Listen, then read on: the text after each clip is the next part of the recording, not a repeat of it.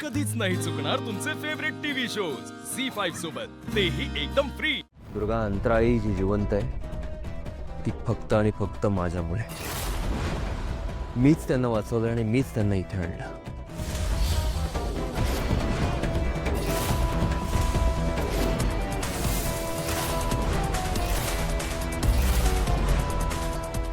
तुम्ही अंतराईंना वाचवलं? मला काहीच कळत नाहीये. प्लीज नीट सांगाल का? सांगतो. बस बस बस सांगतो.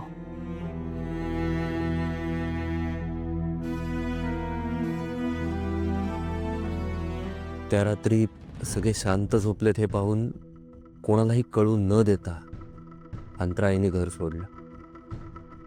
तिला कदाचित समजलं होतं की आता ह्या आजारातून ती वाचणार नाही म्हणून.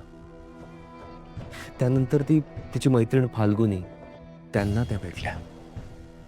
त्यांनी एजंटसाठी काही पत्र लिहिली होती आणि त्या प्रत्येक पत्रावर तारीख टाकली होती आणि त्यांनी फाल्गुनीला सांगितलं होतं त्या प्रत्येक तारखेला ते पत्र एजंटना द्यायचं. फाल्गुनीने अंतराळींची समजूत काढण्याचा खूप प्रयत्न केला, पण अंतराळी ऐकायला तयार नव्हत्या. शेवटी फाल्गुनीला अंतराळींच्या हट्टापुढे हार मानावी लागली आणि त्यांनी स्वतःच त्यांना देवीच्या दर्शनासाठी एका प्रायव्हेट बसमध्ये बसवलं. पण एजंटनी अंतराई निघून गेलात हे कळल्यानंतर त्यांना शोधण्याचा प्रयत्न केला असेलच ना? अर्थातच एजंटनी त्यांचे सगळे सोर्सेस वापरून अंतराळी कुठेही शोधण्याचा खूप प्रयत्न केला. नंतर बरेच दिवस सगळ्यांनी वाट बघितली, पण शेवटपर्यंत अंतराळी नेमक्या कुठे गेल्या आहेत हे कोणालाच कळलं नाही. आणि अशातच त्यांच्या अपघाताची बातमी कळली. हो, अंतराळीचा ॲक्सिडेंट झालाय हे सांगायला जेव्हा ट्रॅव्हल एजन्सीतनं फोन आला होता तेव्हा मात्र आपलं जहागीरदार कुटुंब पूर्ण कोलमडलं. हॅलो. हो हो, तेच माझ्या बायकोचं डिस्क्रिप्शन आहे.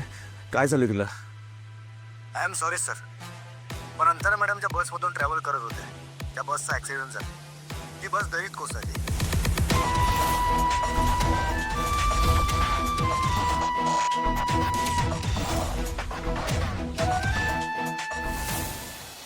एजंटनं तर काय करावं काहीच सुचत नव्हतं. अंतराळींच्या आठवणींनी हे जे खूप अस्वस्थ झाले होते.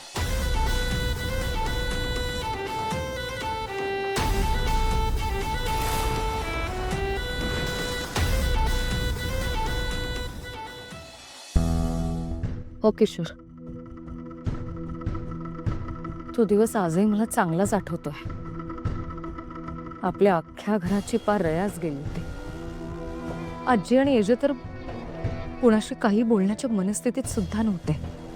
किशोर, अंतराळी ज्या बसमधून गेल्या होत्या त्या बसचा ऍक्सिडेंट झाल्यानंतर बऱ्याचशा बॉडीज सापडल्या सुद्धा नव्हत्या.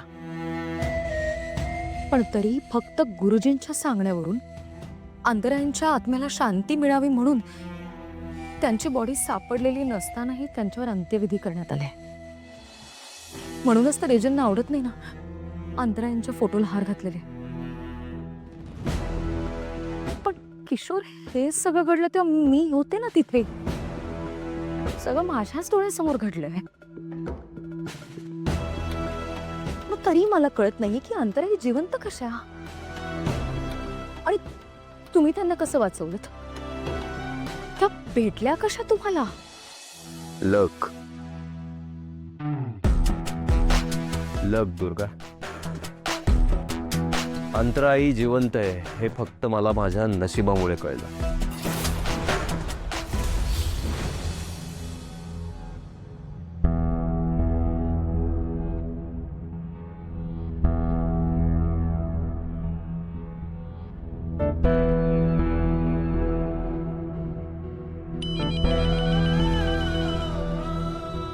बाबा, मी बघतो.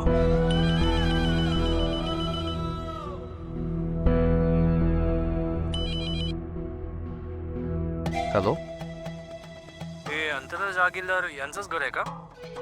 येस. मी खेडच्या गव्हर्नमेंट हॉस्पिटलमधून बोलतोय. अंतरा जहागीरदार आमच्या हॉस्पिटलमध्ये ॲडमिट आहेत.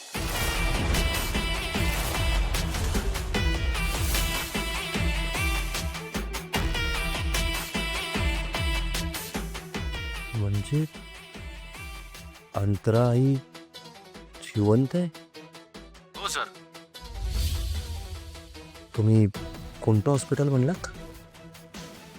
खेडचं गव्हर्नमेंट हॉस्पिटल. ठीक आहे, मी पोचतो लगेच. हो सर. हां.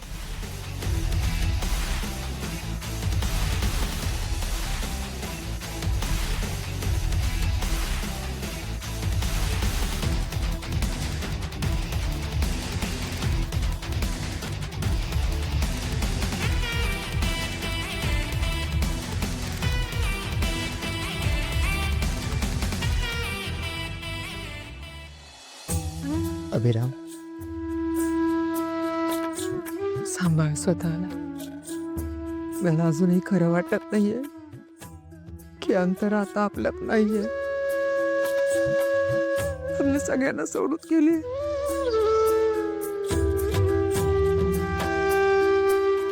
सांभाळ बा.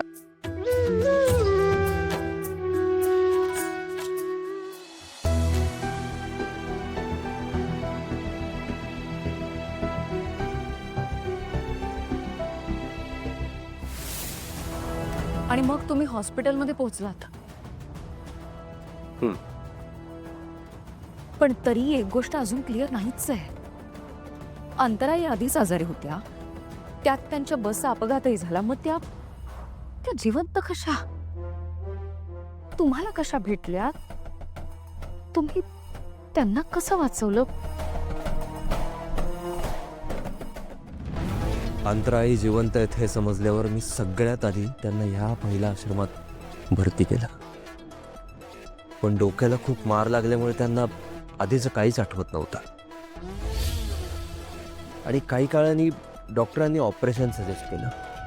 ते ऑपरेशनही केलं आणि नशिबाने अंतराई वाचले. पण मग त्यांनी तुमच्याकडे घरी येण्यासाठी आग्रह नाही केला? नाही, कारण त्यांना आधीचं काहीच आठवत नाही. ते आपल्यातल्या कोणालाच ओळखत नाहीत.